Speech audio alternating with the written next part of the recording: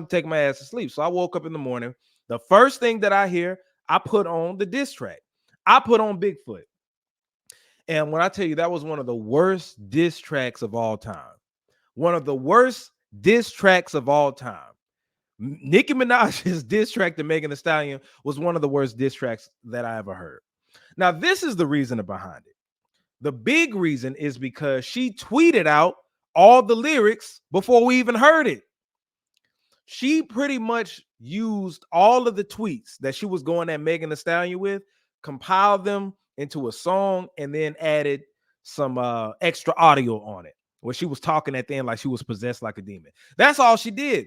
She gave us all the literally, y'all.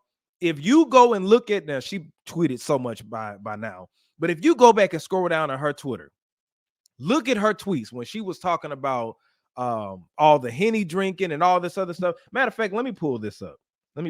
I had this. Where is okay? The lyrics. All the lyrics that all the tweets that she had were converted to lyrics. Those were real bars. I thought she was just saying stuff, but all she did was compile them and put them on the track and released it. Now she was half-assing on there and freestyle. It sounded like a freestyle that wasn't supposed to be taken serious, and that's how I looked at it. But it's a strategy behind that. But let me look at some stuff she said. She said, because I don't want to play the song because I don't want to get a copyright strike. So what did she say? She said, you was lying to the queen, then you went lying to King Gale, lying to King Gale, the 30-year-old T stale. Kylie kicked you out and made you stumble to the car. Barbs, I need a good alcohol bar. Like a bodybuilder, I keep raising the bar. Fuck, you get shot with no scar. Brr. This little piggy toxic. Somebody adopted. What other line did she say? I guess she needed money bags from Trey Songz. She G-Eazy. Carl made her crawl for it.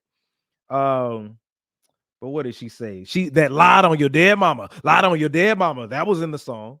The Bigfoot, get up on your good foot. That was in the song. Bullock fragment hoe. I think she tweeted that. That was up in the song. What else did she say? I'm looking at all these lyrics. Now, one thing she did say is that, hey, I could hit up Carl and buy your whole catalog. That was slick. I like that bar because Nicki Minaj is a mega millionaire compared to Megan. I'm not in Megan's pockets, but we know Nicki's been on the Forbes list and stuff like that. So she said I could hit up Carl, which was her former label boss, and I could buy your whole catalog. That was a good bar. But she said, this little begging whore talk about Megan's law. For a free beat, you could hit Megan raw. She said that already in the tweets. So, like I'm saying, half of the stuff she said in the tweets, she put it in the song. So it was no shock value. It wasn't anything that made me go, ooh, you know what I'm saying? Now, I feel like if Nicki would have just shut the fuck up and dropped the cover art, because the cover art was clever. It was a Bigfoot and a pink leather heel shoe or whatever. Her shoe, her pink boot with the heels on it was stepping in the middle of the Bigfoot, right? So if she would have dropped that cover art and released this track, even though the track ain't really that good, the bars that were in there were good enough to rile up the internet. If she would have done that, it would have been received way better. It would have been received way better. But like Charlamagne was saying, and I feel the same too, half of the song was already out before we even heard it because she kept repeating the same thing going on live, sounding ridiculous. So yeah, that's the reason it was bad. That's the reason. That's the big reason it was bad. But the beat was cool. But let me tell y'all this. It's a strategy behind this. The reason that Nicki Minaj waited, because I thought she was going to hurry up and put it out. It's a method to the madness. Nicki Minaj wanted this to chart. She wanted this to chart. She wanted this to break records, which I can't be mad at her for because with the streaming and everything, it's a numbers game. This is all a numbers game. This is what it's going to boil down to. All right. Nicki Minaj knows how to play within the numbers because she knows her core fan base, which is massive, the Barbs, are going to come and stream her shit like crazy. So she knew to get this beat cleared so I can make money off of it and I can get streams off of it. And look what it's doing. Already, it broke the Spotify record for the highest debut of a solo female artist of 2024. It broke another record for Apple Music. I think it's #1 on Apple Music right now or iTunes, whatever the case may be. it already surpassed Megan Thee Stallion's Hiss on the streaming platforms, on Spotify and Apple Music and all that other stuff, right? Now, I think it will chart on the Billboard. Now, Megan Thee Stallion's Hiss record is supposed to chart on the Billboard, but it's because Nicki Minaj gave it sting. Nicki Minaj gave Megan too much validity for this person to be beneath you. If she's beneath you, why are you spending? This is what everybody's saying. Why are you spending so much time going in on this person?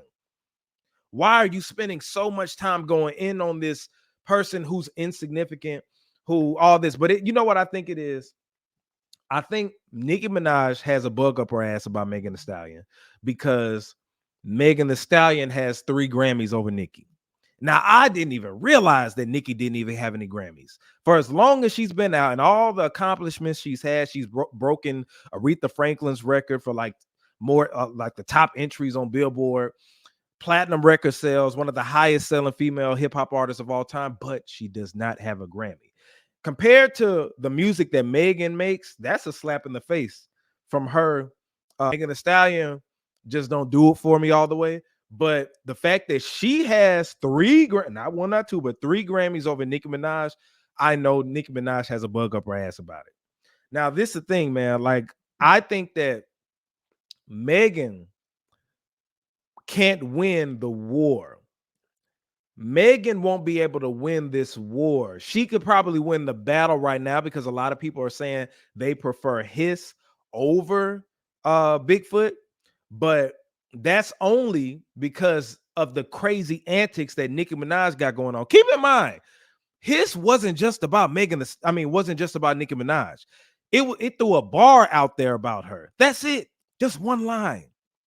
But Nicki Minaj helped gravitate this and blow this up to be this big song that's talked about. Everybody was already talking about it. But Nicki spent 72 hours going back to back to back to back talking about it and then gave us a trash record.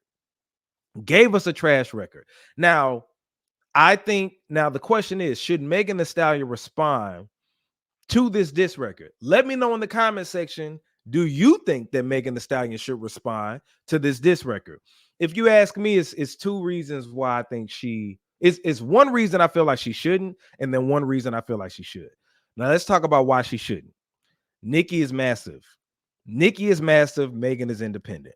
Nicki is massive. Megan is independent. Nicki has a larger following, a larger fan base, which means that anything Nicki puts out about you will chart. It's gonna chart by default, not because it's good,